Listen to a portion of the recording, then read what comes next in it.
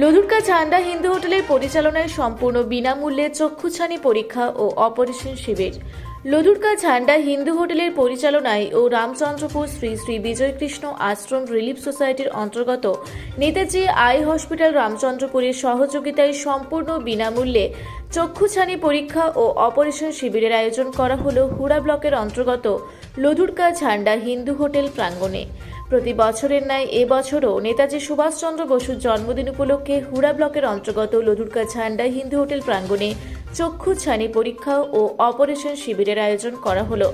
অনুষ্ঠানটির শুভ সূচনা করা হয় নেতাজি সুভাষচন্দ্র বসুর মূর্তিতে মাল্যদান করে এবং উপস্থিত বৃন্দদের মূল্যবান বক্তব্যের মধ্য দিয়ে।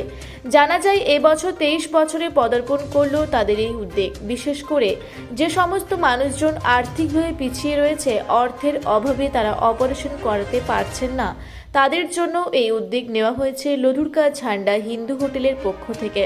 এ বিষয়ে সাংবাদিক জয়শ্রীদের মুখোমুখি হয়ে ঝান্ডা হিন্দু হোটেলের মালিক বিপ্লব গঙ্গোপাধ্যায়, দেবাশিস চৌধুরী ও অমেয় চৌধুরী কি জানালেন তা তুলে ধরা হলো রূপসী বাংলা মিডিয়ার ক্যামেরায়। আচ্ছা, এই ক্যাম্প কাদের উদ্যোগে করা হলো?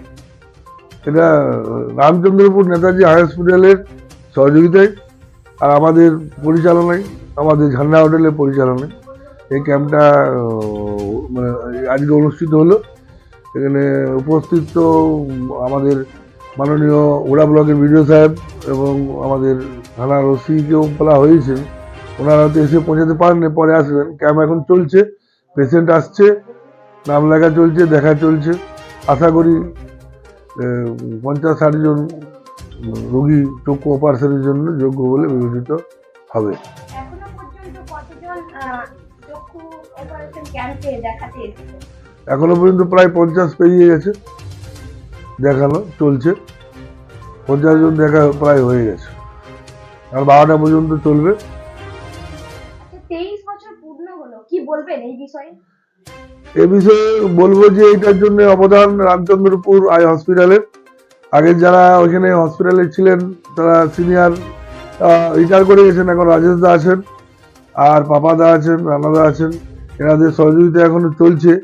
এই দীর্ঘ চলার মূল কারণ হলো যে এই 23 বছরে আমার কাছে এখনো পর্যন্ত একটা রুগীও এসেনি বলেনি যে কারোর চোখ খারাপ হয়েছে বা চোখে কোনো ডিস্টারবেন্স হয়েছে বা চোখের কোনো অসুবিধা হয়েছে। যদি বলতো তাহলে হয়তো আমি এই ক্যাম্পটা দিন ধরে চালাতে পারতাম না। ওইখানের সাহায্য, সহযোগিতা এবং সার্ভিস এত ভালো যে এখন তো প্রচুর ক্যাম্প হচ্ছে, পেশেন্টের সংখ্যা অনেক কমে গেছে। তবে যারা রামচন্দ্রপুর আই হসপিটাল অপারেশন করিয়েছে তাদের কাছ থেকে এখনো পর্যন্ত কোনো কমপ্লেন আমি পাইনি। আচ্ছা, পরবর্তীকালে এই ক্যাম্পটিকে এগিয়ে নিয়ে যাওয়ার জন্য কি রকম চিন্তা ভাবনা রেখেছেন?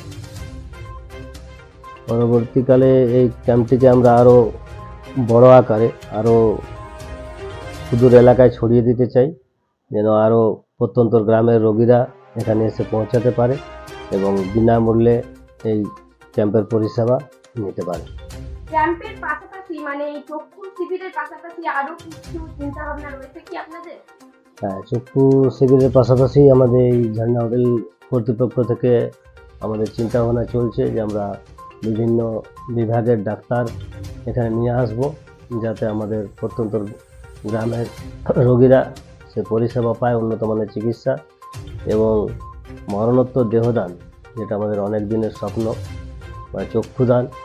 এই ধরনের উদ্যোগ আমাদের রয়েছে, এগুলো আমরা বিভিন্ন জায়গায় যোগাযোগ করছি। এটা আমরা সঠিক যোগাযোগ পেলে আমরা এই উদ্যোগে গ্রহণ করব এবং এই ধরনের প্রচার আমরা আরও করব।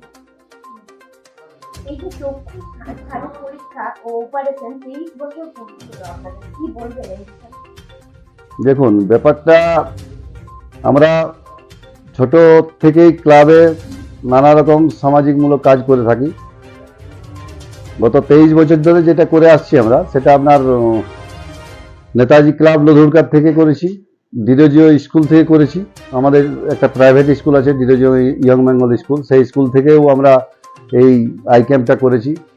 তার পরবর্তীকালে যখন আমরা এই বিজনেসের সঙ্গে জড়িত হয়ে গেলাম, ঝান্ডা হিন্দু হোটেল নামক একটি হোটেল আমরা খুলে সেখানে একটা জায়গাতে আমরা বিগত 5-6 বছর ধরে আমরা ঝান্ডা হোটেল থেকেই করি। মানে এখানে করলে আমাদের একটা সুবিধা হয়, খাওয়া দাওয়া, থাকার, রোগীদের খাওয়া দাওয়া, নিয়ে যাওয়া আসা, এই সুবিধাগুলো হয়। তার জন্য আমরা আমাদের হোটেল থেকেই এই চক্ষু অপারেশন শিবিরটা আরম্ভ করেছি। হুড়া থেকে জয়শ্রীদের রিপোর্ট, রূপসী বাংলা মিডিয়া।